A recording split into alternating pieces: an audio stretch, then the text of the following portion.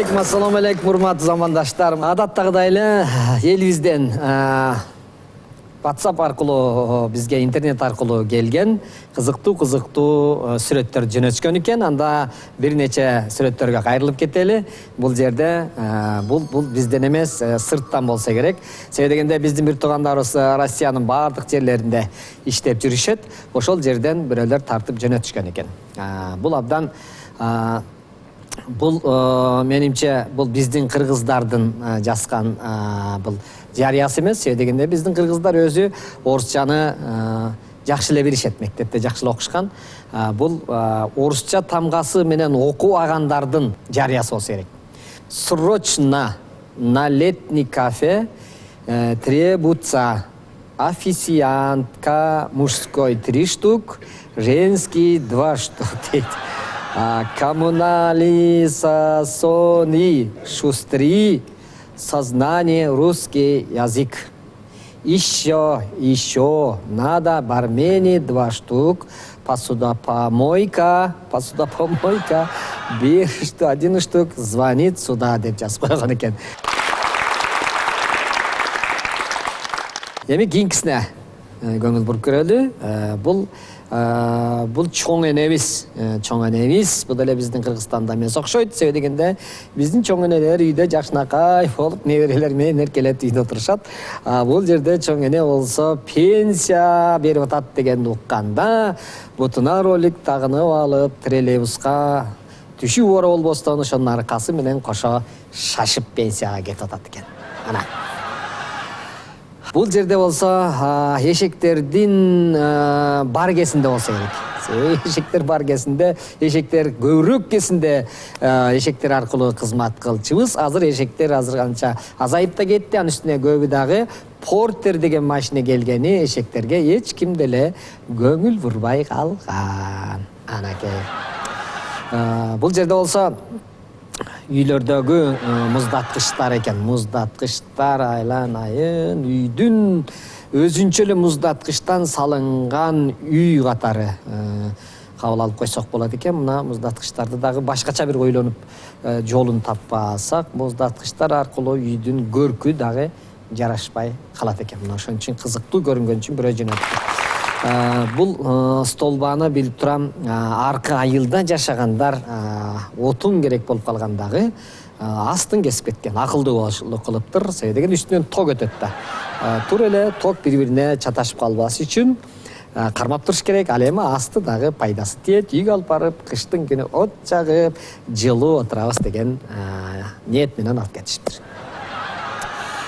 Ең кызык жери мына жерде үй салып аткандар, бул курулушчулар аябай бул жерде акылдуулук кылган экен. Себеби дегенде үйгө да жарык болсун, эшиктин алдына кийин кайра салып жүрөбүзбү деген экен. Ора болбой эле ошого орун калтырып, ошол бойдон салып кетиштир. Ушул этажды көрүп алып, бир нерсе эсиме түшүп кетти. Биздин бир туугандарыбыздын баары Россияда стройкада иштеп жүрөт эмеспи? Иштеп жүрүшүп экөө бир күнү эс алганы чыгышыптыр. Бир тууганыбыз көлгө барып балык салып отурса, алтын балык кармап алыптыр. Эми билесиздер, алтын балык сурайт го. Бирден баягы жылан-эңерди айткыла аткарайын деген экен. Алтын бирөөсү айтыптыр: "Мага Ысык көлдүн жээгинен мына ушундай балконунда свети бар 9 этаж үй болсун" десе, кыйналып иштеп жүргөн экинчиси митип коетмиш. Сен айтчы, сага кандай желание айтасың десе, экинчиси камырабай туруп, ошол 9 этажды жаныбек экөөбүз эле шыбайлычы деген экен. Ансыңарындай иш болуп турса жакшы. Рахмат. Анда дагы мына ушундай сүрөттөр болсо жөнөтүп туруңуздар. Мындан дагы кызыктуу сүрөттөр албетте биздин жашообузда кездешет. Анда көрсөтүүбүздү уланталы.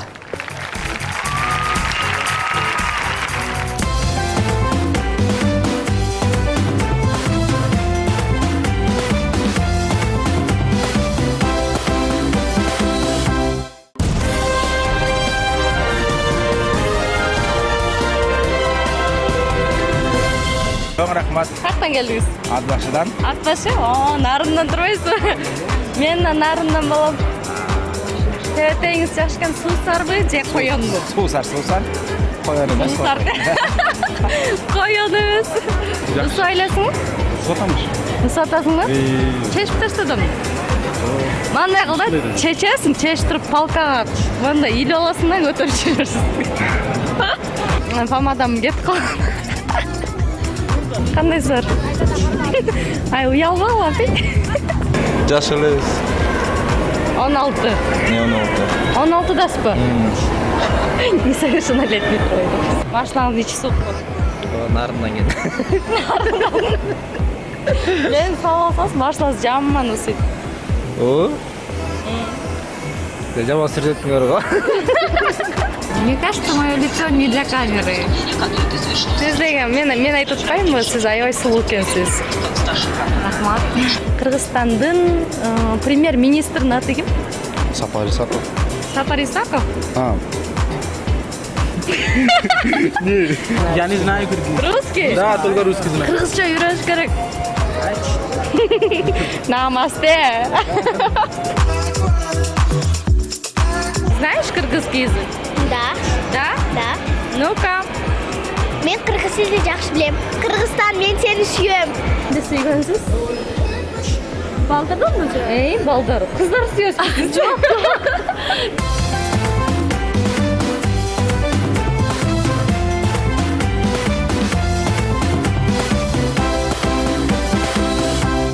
Дегеле өзі аракет қыла тұрған болса, айымдар көп нәрсеге жетішет екен. Ал кім? Алдыңыздарда Гүлнара Кахарова.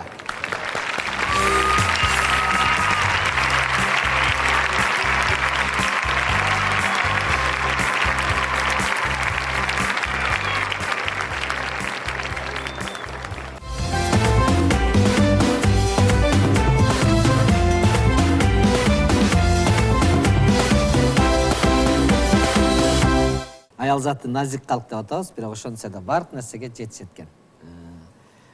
Баягы мынтип айтып коебуз го. Ой, эртеден кечке чейин эмне эле кылып атасың деп коебуз, Анан өзүң үйдө калып бир күн көрсөң, көп майда чүйдө иштердин баары эле бир топ убакытты алат экен. Бирок ошентсе да чыгармачылыкка да жетишип, балдарды да багып, өстүрүп, анан балдарды да төрөп дегендей. Көбүрчүлөр, азыркычыларыбыз мисалы көпчүлүгү кийинки жаштар 2ден ашык төрөсөк фигурабыз бузулуп кетет деп калышы мүмкүн да. Ошолордун баарын секрети кандай, дегеле өзү жашоо кандай, кантип жетишип атасыз? Эми негизи биринчиден сиздердин куттуу студияңыздарга келип атам. Кубанычтамын. Дайым жакшы адамдар келип, жакшы сөздөрүн айтып, эл сүйгөн берүү болсун. Мен ошону каалаймын. Анан соңустан ос дейп койсом, бул кружка борончу экен. Борон чапкын болбосун деп туруп ичип коеюн. Жакшылык болуп турсун. Жакшылык болсун. Биринчиден сиз айтып кеттиңиз борончу. Ооба. Бул аял затынын назиктигинин дагы бир белгиси булчу. Аял зат кайер көрсө белги калтырат. Аял заты белги калтырат, себеби аял заттын ичинде кири жок да. Калтырбайын десе да белги калып калат. А эркектер белги калтырбаганга аракет кыласыңар. Ошон үчүн дагы аял затын назик эле эмес, таза жан деп дагы айтса ашыкча болбойт. Анан жетишүү жагынан жетишсе болот экен. Мен деле жетишпей калган жактарым бар. Жетишпей калам кээде. Бирок бүгүн жетпесең, жакшы нерсени ниет кылып койгон болсоң, эртең жетет экенсиң. Эң негизгиси жетишкенге Кудай таалам жашоо берсин, өмүр берсин. Өмүр берсин.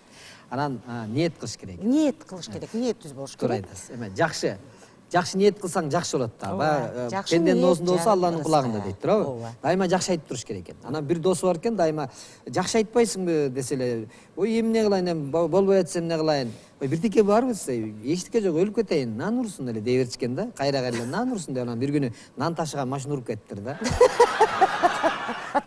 Ниетти кара. Сила притяжения деп коет. Тартылуу күч айтып турсаң, ошол өзүңө келет. Ошо эмнени айтсаң ошол. Анан жетип алган энес, аял заты ар бир бала төрөгөн сайын өзүн кандай энелик, кандай бир сезимде болушу мүмкүн. Ой, сезимдер укмуш эле болот да. Эми муну сөз менен жеткире албайсың да, ошон үчүн эне да. Муну эркекке түшүндүрүп бериш, мисалы үчүн сага түшүндүрүп бериш өтө татаал. Төрөшүң керек. Ал үчүн сен төрөшүң керек. Анан ошо аялы төрөп атса жанында туруп дагы эркек киши көп нерсени сезет да. Ошондон төрөттөн кийинки, бала төрөлгөндөн кийинки мамилелер дагы үй бүлөдө билимдик алып келет. Ошончо жана келинчеги төрөөрдө барып туруп Туруш күйөөсүн керек. катыштырып атканы да. Ооба, кантип кирбесе кыйналганын мен көрсүн. киргенди каалабайм, но кирбесе дагы сырттан ошол нерсенин баарын туюп, сезип Жоқ, туруш угуп керек. турсун кулагын. Ошол эле мезгилде өзүнүн баласы төрөлүп аткан мезгилде аялы кандай төрөп атат? Ошол эле мезгилде аны энеси кантип төрөдү? Бир эмеде эки түшүнүк алат да, анан мээрим төгүлөт деп ойлойм. Ошондой Тынчылыкты болот. көрөт өз көзү менен. Ооба. Эне себепкер төрөп атканда мынтип айтат го, өлүм менен өмүрдүн ортосунда болот. Туура. Эң туура. Анан аны биз билбей эле, ой, сенин тиги эме кылган ишиңердин баары эле эмеси жок. Мен эгерде аял болгондо деп эле бир эркек ошентип беришкен да. Сен эркек болгондо мен кылганды кыла алмаган эмесмин. Мен кыйратып атам, бирдеке таап келип атам. Эгерде мен сенин ордуна аял болуп калганда, мен жыргап үйдө жата бермекмин, тигиндей мындай дей бериптир да. Анан бир эртең менен ойгонсо эле баягы тилеги кабыл болуп, өзү аял болуп калыптыр. Анан эле кучуп ачып кетти эле коркуй. Алар эмне кылат? Баягы маңдайына жазганы да, жашап калат экен. 2-3 ай өткөндөн кийин анан аял затынын түйшүгү чоң экенин, оор экенин түшүнүп туруп анан о Кудай, кечирип кой, мен туура эмес ниет кылып алыпмын. Эркек эле кайра эле өзүмдү эркек кылып кой деген го. Анда десе анда асмандан үн чыгат дейт. Эми азыр кеч болуп калды, 3 айлык боюңда бар дептир да. Сен көрөгөндөн кийин сүйлөшөбүз депчи. Арасында биз билбестен көп нерсеге. Анан дагы илгери апаларыбыз 10 бала, 15 бала төрөгөн. Ошол тарбияны көрүп чоңойгонсуңдар, туурабы? Албетте. Менин апам 13-тү төрөгөн. Анан биз азыр 10-убуз барбыз, Кудайга шүгүр. 5 кыз, 5 уулбуз. Анан ушул именно мен бир туугандарымдын ичинен кыздардан дагы, эркек балдар тараптан дагы тиги ар бир ата энеге бала кымбат болот экен да. Мен дагы өзүмдүн атам үчүн кымбат экенмин да. Атам айтып атат: "Төрөй бересиңби? Болду эми, ден соолугуң кара, ырда" деп атат да. А мен өзүмдүн балама төгүлүп атам. Ушундай экен жашоо. Анан азыр мен кээде уялып калам, апалар отурат, 10-ду төрөгөн, 15-ти төрөгөн, 12 баласы бар, апаларыбыз тойлордо айрыкча, тойлордо жүрүп калбадыкпы көбүнчөсү, Кудай кут кылсын. Анан ошол жерден баатыр эне деп айтса, мен ошол апаларды көрүп алып уялам. Жаштарды көрүп алып сыймыктанам. Анан жаштарга дагы айтканга аракет кылам. Төрөгүлөр. Кийин май курут чогулткандай болосуңар депчи. Ар бир баланын өзүнүн Өз рызкысы менен төрөлөт. Багыш керек дейт азыркылар сразу. Жок, сен бакпайсың. Кудай берип атабы? рызкысын кошо берет. Рызкысын кошуп берет. Туура, туура. Анан дагы ошо дагы мындай планда барбы деп сурап атканым ошол. Болсо төрөйт элем сен деп. эмнеге сурап калдың? Кичүү уулуңардын аты Байкут эмеспи? Оо, рахмат. Анан Билеткенсиң. Байкут деп койгондон мындай Байкут деп койгонсуңбу же мындан башка төрөйм деп байкот кылып коюп койгонсуң? Жок, жакшы ниет менен Байкут кут келсин деген. Туура. Эми тамашалап атам да. Ооба. Анан кандай жүрөт Байкут анан? Байкут жакшы. Азыр биздин үйдүн президенти, директору ошол Байкут эмнени айтса, ошондой экен. Улам кичүүсү ширин болуп, ошонусу ошого көбүрөөк мээрим төгүп кете берет экенбиз. Туура. Кичинекей кезиңде пакта тердиң? Пактаны мен тергем. Элдер 80 килограмм терсе, мен 150 килограмм терчилем деп мактанып койбойм. Ал өзү биз эми бактаны биз жактагылар чын айтканда мындай бактап өсөт экен деп элестетчүбүз да, мындай алма терген сыяктуу чыгып. Сен анда ушко барганда аябай таң калдың болуш керек. Жерде эле өсөт экен. Ооба, жерде өсөт. Бирок терип, кол менен терип жүрүш өтө оор экен. Биринчи башында тергенде кыйын болот, чанактар тытат да колду. А кийин колуң көнүп калат. Азыр мен сагынам, пакта тергим келет. Ал кыймыл экен. Ушу бир пакта теримде барып, бир күн барып, этек тагынып алып пакта терсем деп дагы ойлойм. Балалык кестим. Балалык кест да, балалык кестим бир сонун күндөрдүн бир элеси да. Балалык кест десең эсиме түшүп кетти. Эми чыгармакчы чогуу эле баштаганбыз да. Ооба. азыр мүмкүн болсо биздин архивде болсо экрандан көрсөтүп коюңуздар. Экөөбүздүн бир балалык кезибизде бир сүрөтүбүз бар экен да. Эмнени баштаган? Берип койсоңуздар. Мынакей. Бул мен бул Эсиңдеби? Эсимде. Менде бар бул сүрөт. Мынау Канча жашта элек ошондо? Ошондо 92 жыл. Сом жаңы болгон жыл болчу да. Сом. Эмнени ырдап берип аттың экенсиң, мен так эсимде жок. Аны эме. Мен по-моему Ал кезде живой ырдачыбыз да. Тигине колуңда дистанционный микрофон эмес да, шунуровой микрофон болуп атпайбы? Бирок кызык жери, мен эмнеге шунурду кармап жаныңда турам, мен сени ырыңды угуп атамбы, же өзүңдү карап турамбы? Мага ушунусы кызык болуп атат. Сен ошо сүрөттү карап туруп эле билсең болот. Мени сүйүп карап турат окшойсуң. Ошондо. Сен дегенде жаңы ырдап келген филармонияга, ушундай жаш кыз, тиги Бул уже прическалардагы ырдап окшош. 92 жыл бул. Экөөбүз көп Бекборбиев болуп, ошо бир группа болуп, түштүк тарапта концерт коюп жүргөн мезгил. Бул сүрөт эсимде, бир советский айыл, Базар Коргон районунун советский деген айылда сүрөт, ошо сүрөтчү алып келип берген бизге көп Ошоктон сүрөттөрдү. түштүк сүрөткө. Ошол сүрөт. Анда баягыреки Бахрам, Ошо Бахрам экелер. Тойго уртканда баягы лакалакадым, бир жеңил акелериңдин жеңелеринден тойду урбадык, ошого окшойт дейм да. Ошондо тойдон түшкөнбүз. Балалык кез жакшы да. Бир сыйла жана пакта тергендей болуп балалык кез эске салып коеюн дедим Ооба да. Сонун мезгил. Биз ошол ар бир жаңылыкка кубанып турчубуз да, борончу турабы. Бир жаңы микрофон көрсөк дагы ошон менен 3 күн жашачубуз да. Ай, мындай экен деп бири-бирибизге көрсөтүп, анан атайын үйүнө барып көрүп, биз ар бир жаңылыкты кубануу менен. Азыр бир күндө 30 жаңылык болсо дагы, ушундай, деп эле коет го. Биз ар бир нерсени кубаныч менен кабыл алчубуз. Ар бир нерсе менен кошо жашачубуз. Жашачубуз, ооба. Улак жерлери турбайбы, уланып шнурлардын. Ошол жерлерин кокус эле мынтип кетсе, эме токко тиет да, уланган жерлер да. Аны кармаба деп сахнага чыгып атканда айтчубуз. Сен унутуп калыпсың. Жана чач тармал болуп калган ошол ток тепкенде. Ооба, ток тепкен байкуш мергенди көп. Чачы туруп калды. Биринчи Гүлнара, сен кичинекей эле кезиңде, биринчи класска жетпеген учурларда да бир 7-8 жашыңда, 5-6 жашыңда бизнести баштаган дешет. Эсиңдеби? Сен кайдан билесиң аны?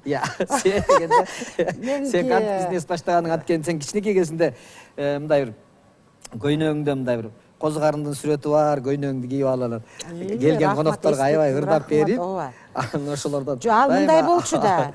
Ал мындай болчу, менин жашыл жемпирим бар болчу, 2 чөнтөгү бар эле. Калың жемпир эле да. Жай болсо деле ошону кийип алчумун да. Себеби акча салыш керек да. Ал кезде тыйындар бар эмес беле момундай, 1 сомдуктар. Анан ошо бурчта тура берчим да, коноктор үйгө келет, анан ой бар кет, чык, анан ырда дегенде келесиң десе деле жок деп мен турам да ошол жерде бурчтачы. Анан кой ушуну ырдатып коелу десе керек да. Туруп алып эле болгон ырымдын баарын ырдап берчим да. Анан ошентип ошол бизнесинди айтып атасың да, Ошентип бизнести биринчи жолу баштагалсың да. Чыгармачылыгыңды ошентип биринчи жолу баштадың. Ооба, ошентип дегенде чыгармачыл адам катары мен дагы жакшы билем. Себеби дегенде адам ичиндеги нерсесин чыгарбаса сыртка бук болуп. Анан ал күндү күтөсүң, ичиңен канча күн конок келет дегенди угуп каласың да. Анан күтөсүң, аябай жана жемпириңди улам барып карап коесуң, ушуну кийем депчи. Анан ал кездеги менен азыркынын айырмасы абдан чоң. Ал кезде эми кимдин ырын угуп калсаң, ошону жаттап алып ырдагансың. Сөзүнө деле маани көп берген эмес. Азыр деген ырды кечирип кой. Ырды бардык жерден угуп алып атпайбызбы азырчы? Ал кезде бир эле радио болчу. Мен сиңдим айтчумун, азыр саат мынчада кайсы передача кетерин билчим да мен. Сен биринчи сабын жаз, мен экинчи сабын жазам деп ушундай жазып шашылып, уже ал кайра кайталанып ырдалгыча биз уже эме сөздөрүн жаттап алчубуз да. Кошулуп ырдап мен айтайын дегеним, бат жаттачубуз. Кечирип коесуң, тиги ал кезде кимдин ыры болсо деле мындай жаттап алып ырдай бергенсиң, сөзүнө маани берген эмессиң. Ооба да. Эми азыр мен кийинки ырларыңды элдин баары эле жакшы билет. Ар бир ырыңына өзгөчө оонуна дагы сөзүнө да аябай маани бересиң. Мигрант кандайча болуп Россияда концерт коюп жүрүп, же кандай? Ошо ырчылардын ичинен эң эле асып барган мен. Бирок эми могу түштүк тарапта айрыкча биздин туугандарыбыз көп жүрөт да, байкуштар бир жылда келишет, кайра эле болду барбайм деп туруп эле анан кайра ой тузу катуу дейбит, эмне дейт? Оор.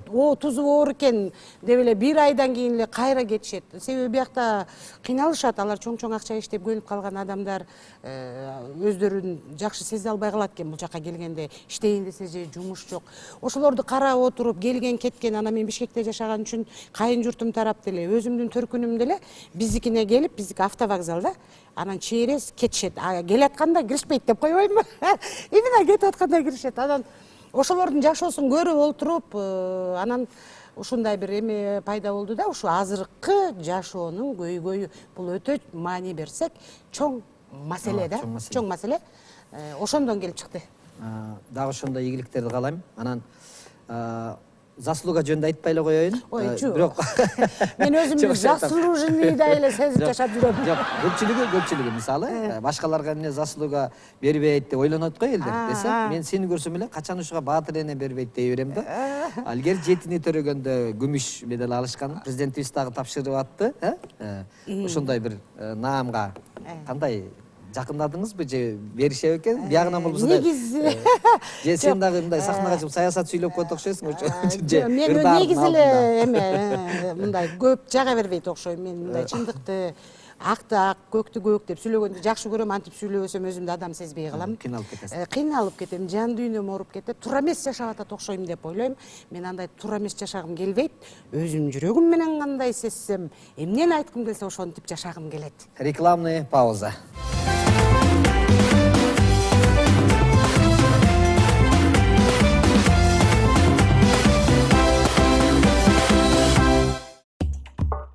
Тратить мое время на поиски реального средства для красоты и здоровья волос? Не думаю. Ведь со мной 100% серия по уходу за волосами Керасис. Натуральные травяные экстракты, экологически чистый продукт. Восстанавливает, питает и, главное, придает силы волосам.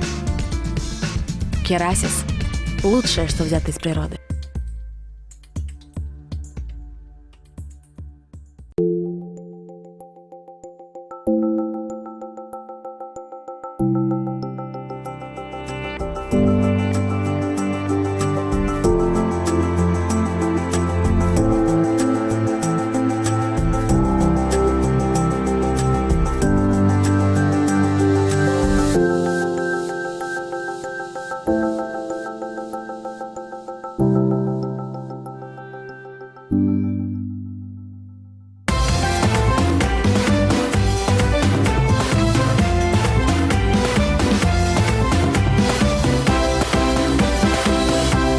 Рекламный паузадан кийин азыркы мына өзү убактыбыздагы жыйынтыкты алып калды.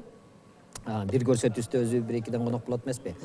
Ушул баатыр эне жөнүндө сурап болбодуму? Ушу баатыр энени качан биз өзүбүз теңчтар, биз тааныган элдердин бар жалпы кыргыз эли сизге бердик. Рахмат. Эми өкмөт качан берет болду экен? Рахмат.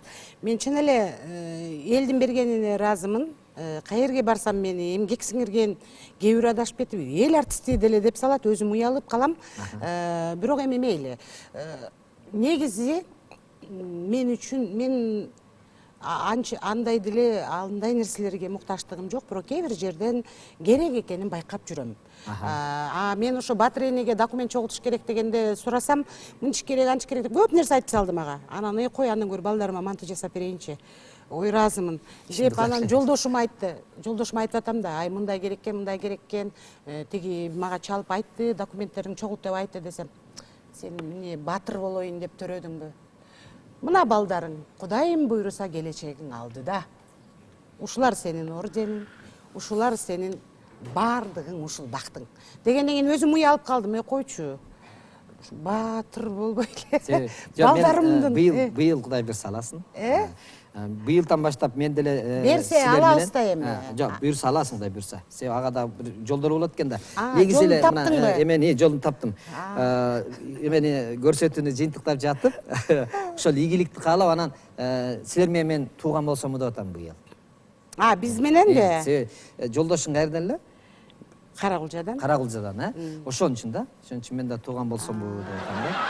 Түшүндүм. Сен чота эрте баштадың тууганчылыкты, бат эле 1 айдын ичинде. Кудай буйрса болот. Кудай буйрса.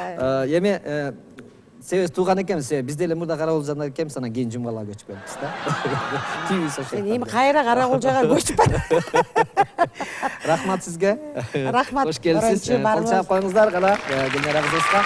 Эми бир келгенден кийин Жакшынапай бир үнүңүздү угуп коелу. Анда ырдап берейин. Гүмөндөр Абыловдун Каражан деген чыгармасын аткарып берейин.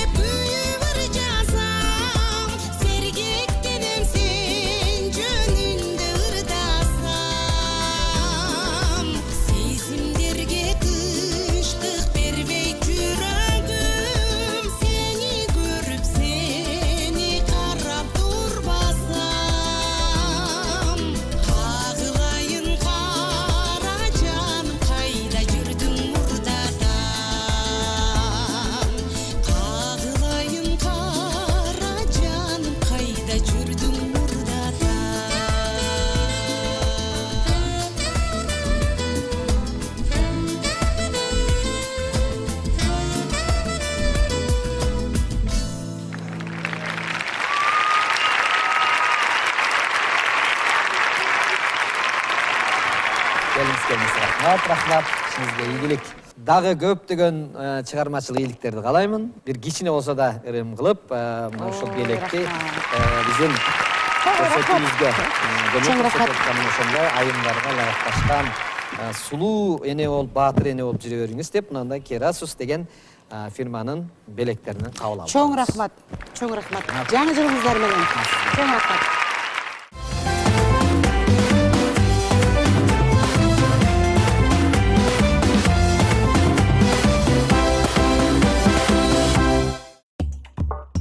Тратить мое время на поиск реального средства для красоты и здоровья волос?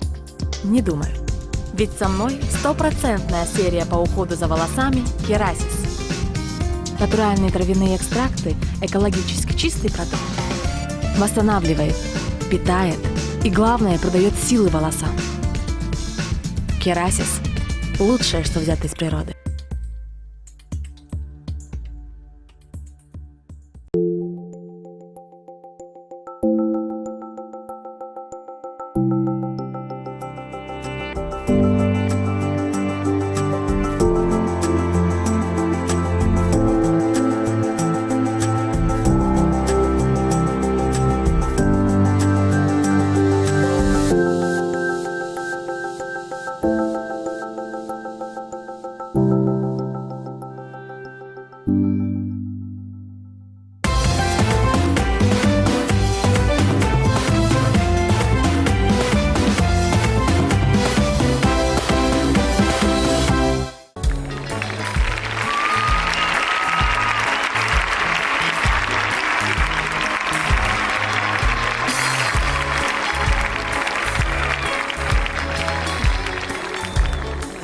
Достум, бери карап сүйлөшөбүз.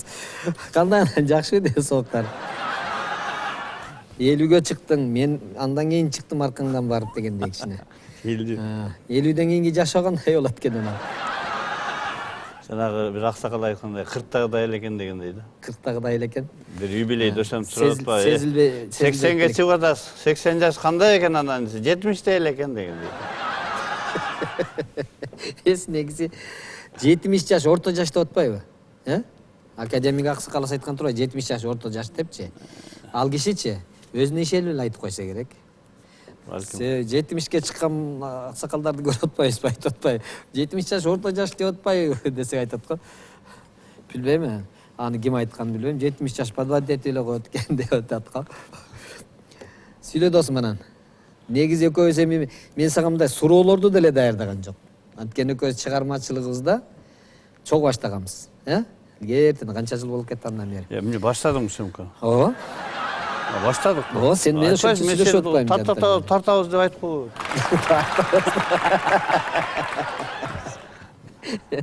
Сүйлөшүп атам го сени менен. Мен 50 жаштан кийин кандай жашоо? Жанагы Байдекенин айтканы бар го, 50ден жашың ашканда аялың болот башкарма.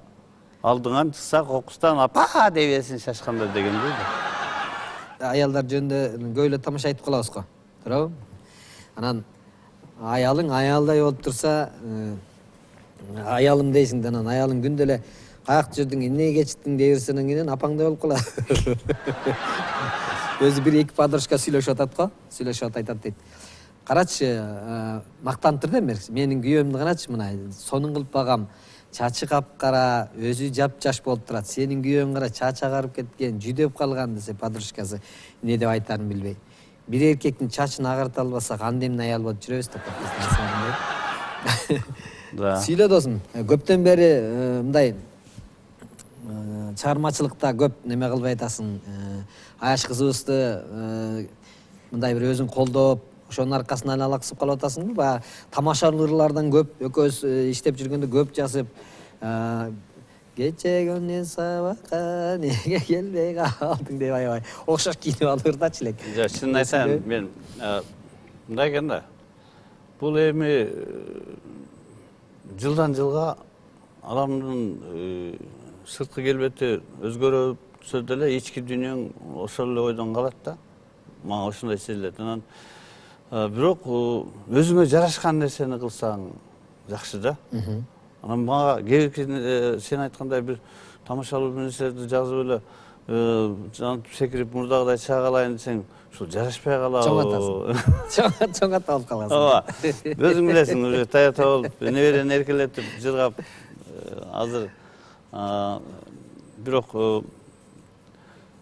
азырчы тапсаң дагы азырчы досум сага тиги жолук салынып алып, апаң алла өскөндөн кийип алып интермедиа ойно десе ойнойсуңбу? Айтчы. Интермедиа, общий интермедиа ойнобогонума канча болду. Мен только ушул эмнени болсо дагы жанагы азыркылар биз жөн эле монолог десе элек илгери. Азыр эмне деп коет жанагы стендап. Аттары да башкача болуп. Себеби башка бирөөнүн менен чогуу ролду даярдап, антып анан тиги адашып кетеби экен, анан тантырап кетеби экен деп коркпой эле өзүңдүн номериңди өзүң даярдасаң, жалгыз эле. Жалгыз, ошол өз ишеничтүүрөөк болот экен да. Сен бирөөткөн жоопкерчиликтүү, анан туура эмес болсо да өзүңдөн, жакшы болсо да өзүңдөн. Эң айыс болсоң да өзүң эң айыс болосуң деп кой. Ошондой. Ошон үчүн убакыт өтөт атат. Балдар чоңоюп калат. Балдар биз акыркы бир жаңыр жазганбыз. Мен өзүм жаздым эле, балам үчүн дегенде да. Анан аны дагы айпери угуп эле, ата сонор экен деди эле, көзүм кыя албай, мейли экөөбүз дайланда кыздым деп, аны дагы дуэт кылып жаздырдык, клип тарттырайын деген оюбуз бар. Анан өзүң билесиң, менде кээде сатира жагы болбой калганда ырга басымдуулук кылып кетем. Ыр жагы жакшы болуп атканда, болбой атса сатира жака басымдуулук калсын. Сен өзүң илгертеден бери эле мисалы өзбектер менен кошуна жашайсыңар да, туурабы? Өзбектердин психологиясын жакшы билесиң. Аларда жана стендап деп атпайсызбы биз азыр, жалгыз сүйлөгөндөрдөн Хаджыбай, Тажыбай, раматлык өтүп кетти. Ушуларды ошол кезде эле мен билгени бир канча жыл мурда эле өзү эле жалгыз келип концерт кое берсе, элдер ошол нерсени кабыл ала берет эмес беле. Ошол эмнеге ошондой нерселер бизге кечирек? Кеч эмес, бул сольный айтканды бизде билесиң да, биздин аксакалдар эле баштаган, раматылык Манас Бердибеков мисалы. Жок, баштаган, бирок жалгыз концерт койбойт эле да. Биздин эл мисалы жалгыз концерт койгондо азыр деле көтөрө албай калып атпайбы? Ооба, жалгыз концертке туура эмес үчүн бизде мындай да, илгери билесиңби, тойду мен өз жалгыз эле алып барып койсом да эмес. Ырчы деле келбейт эле, аны жарсы деген жок эле дегендей да. Анан азыркы концерттагы концерт беремен десең, кимдер катышат дейт. Ооба. Жок, өзүбүз эле, ушу бала чака менен эле достор. Элдин менимче түшүнүгү ошондой болуп калган да. Концерт болсо, көп артист болсо. Анан бир эле сени көрө бергенден 100 сомго көп артист көргөн жакшы да. Тажап кетсе, бир эле артистти көрө бергенден 2-3 жылдан бери элдер концертке көп барбай калды. Эмне себептен? Себеби дегенде мындай учур келдиби? Ар бир коом өзүнө ылайыкташкан, же болбосо ошолордун көңүлүнө туура келе турган ырчылар, кудулдар пайда болот го, ар бир нерсенин убактысы дегендейчи. Коомдо бир мындай бир алмашууну күтүп атабы? Азыр мисалы мурда илгеркидей эч ким концерт койбой калган Кыдырып концерт койсо эле эмне болуп атат? Банкрот болуп калат да. Эмне себептен ушундай деп ойлойсуң? Же биз жакшы нерселерди тартуулай албай калдык, иштей албай калдык? Мындай да, ушул суроону мага көп берет да. Сен эмне чыкпай калдың, эмне көрүнбөй атасың деп. Көрүнүш үчүн азыр билесиң, көп акча керек. Жок, мен жалпы айтып атам, жалпы. Жалпы концерттин бул эң биринчи себеби тез элдерге легко доступный деп коет. Мен кыргызчасын айта албайм. Интернет чыгып калды да. Тез кабыл алат. Жок, интернет чыгып калды. Сенин жаңы номериң болобу, сен каякта жүрөсүңбү, эмне кылып атасың, жаңы ырың болобу, клибиң болобу, ар бир адам телефондон көрө алат атпайбы? Концертке адам келбегендин немеси ушул. Мурда ушул жок болчу. Сени жибем көргөнү келчи элчи. Көрөйүн деп. Анан жылга барсаң, жылдыга жаңы программа даярдап барасың да. Башка номерлерди кошуп, концертти өзгөртүп, атын башка коюп, жаңы ыр чыгарып. Азыр болсо, негедир акыркы күндөрү мен ушул себебин ушундан эле көрүп атам да. Шайырды билесиң да. Шайыр квартирада турганда мындан 12 жыл болупту да. Ошо кече күнү шайыр эстеп чалып атпайбы? Дагы ошентип келбейсиңби жаңы жылда деп. 12 жыл мурда мен шайырдын үйүнө итим тууган эле, иттин 5 күчүгү бар эле, бир күчүктү алып туруп, бир коробкага салып, үйдөн бир тоокто алып, бир коробкага салып, сюрприз кылайын деп. Илгери билесиң, жаңы жылда кыдырыш элек го. 2 саат меникинде отурасың, 2 саат сениңде отуруп ошол 31 күн ошол. Анан апарып анан кийин мага сөз келгенде, тоз келгенде анан кийин машинадан коробканы алып келдирип. Нол тоок досум. Мына урушуп, талашып, көп скандал болот үйүңөрдө. Шуну азыр балконго алып чыгып сой, ошону менен уруш талашыңар ушу менен чыгып кетсин. Мол күчүк бул атын кирешеге куладагы бул кирип келаткан жаңы жыл.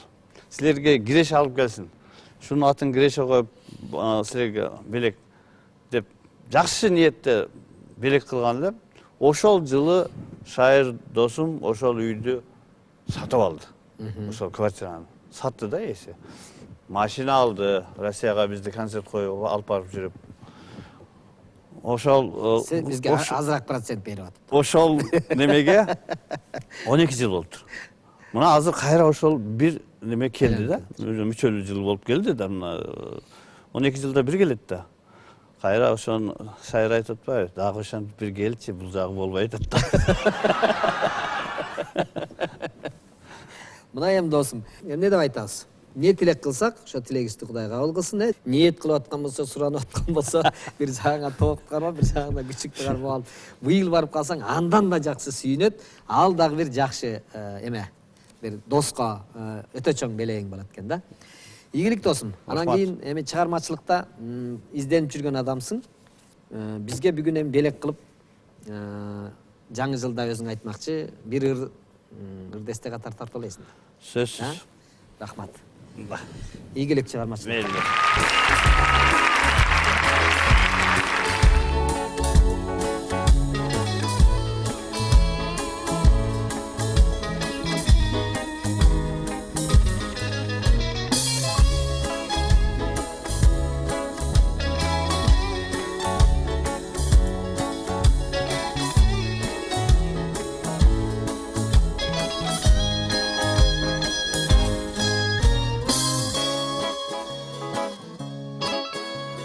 Жалкуланып жата бербестен, жам болгон соң кыймылдаш керек. Жакшыбы же жаман болобу, жактырганга жылмайыш керек.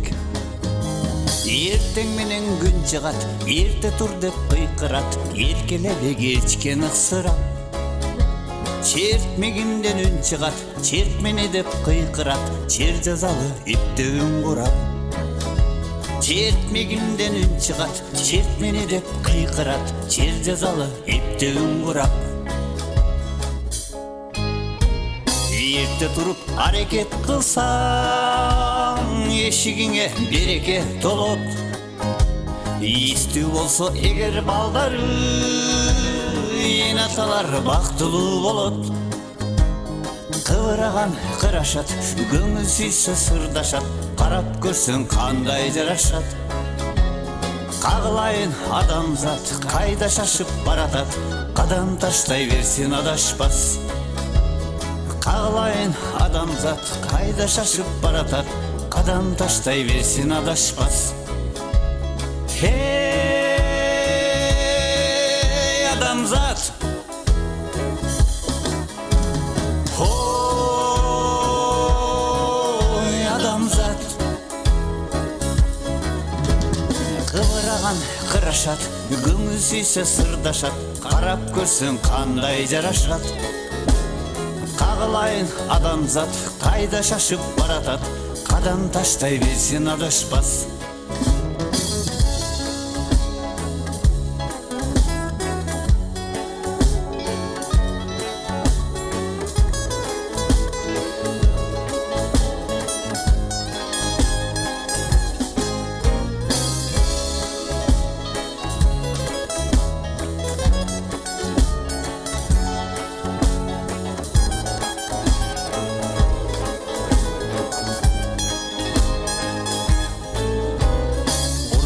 жандар жараса экен деп улуулардан калган асыл кеп сүйүшкөндөр табылса экен деп бактын издегендерге тилейт бар бололу деп коет бай бололу деп коет байлыгына неге кийин тоет ак батаны берели арман кылбай келели амандыкты дайым тилейли ак батаны берели арман кылбай келели амандыкты дайым тилейли ак батаны берели арман кылбай келели амандыкты дайым тилейли la la la la la la la la la la la la la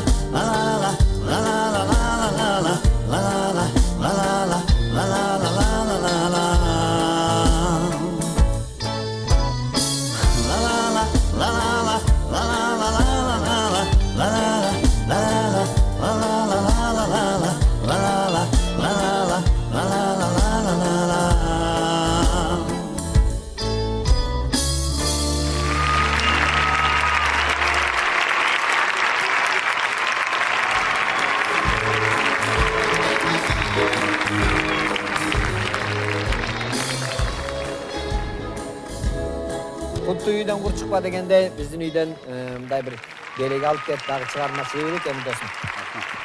Чыгармачылыкты чогуу баарыбыз баштаганбыз. Кана дагы бир жолу урматсы. Чоң рахмат. Рахмат. Келипти.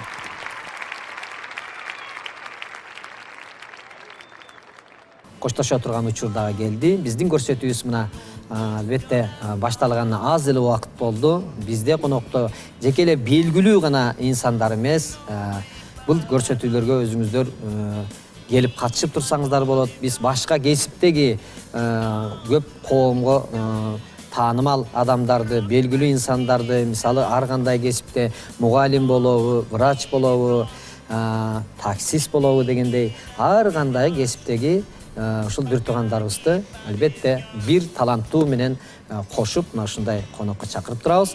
Телефон чалыңыздар. Ошондой эле сиздерге да бир эскерте кете турган нерсе, кимиңиздерди мына азыр телефондун заманы, кимиңиздерде жашооңуздарда, айлыңыздардабы, шаардагы кайсы жерде жүргөн болсоңуздар, кызыктуу окуялар болсо, кызыктуу сүрөттөр болгон болсо, бизге жөнөтүп туруңуздар. Түз эле менин өзүм телефонума келип түшөт. Мына алдыда телефон номеру кабыл алыңыздар дагы ушул WhatsApp'ка жөнөтүп туруңуздар. Сиздер менен коштошобуз. Биз кийинки жолугушканга чейин саламатта калыңыздар. Жакшы барыңыздар. Ишиңиздерге ийгилик.